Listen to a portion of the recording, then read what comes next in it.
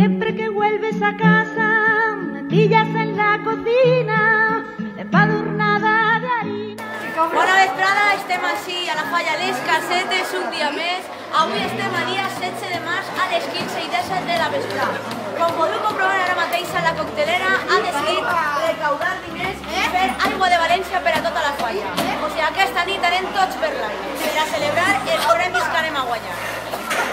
Tots per l'aire. Així hi ha dos taules, tenim molta gent ajudant, també és un taller clandestí. Bé, i aquesta vesprada, a les 6 de la vesprada, anirem a la plaça per a repegar el primer premi de les falles perquè anem a guanyar. I per això estem a fer tanta aigua de València per a celebrar-ho tot.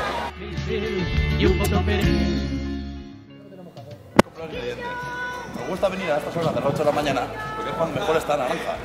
Vamos allá.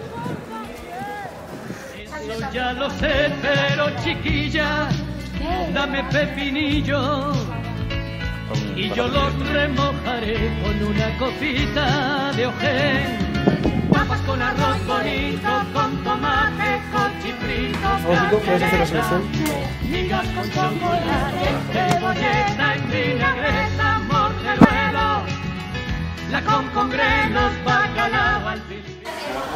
Se corta la naranja por la mitad. Le da a Dani para que la exprima. Cuando se llena el bote, hay que llevarlo a recolectar con todo lo demás.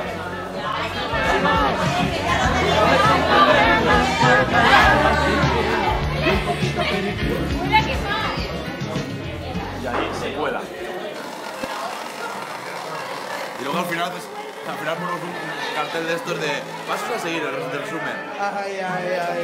Ingredientes. Una naranja. Bona vesprada, estem així per explicar-vos com fem l'aigua de València. En primer lloc, el que fem és callem totes les taronges, així com està fent Gemma, i agafem les taronges i les posem a l'exprimidor.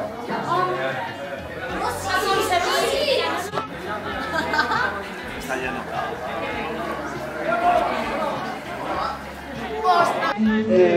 Fem el suc que hem aconseguit després d'exprimir les taronges. I en este suc el portem així, on està en Pablo, que és l'encarregada de colar. Eso ya lo sé, pero chiquilla, dame pepinillo y yo los remojaré con una copita de ojén.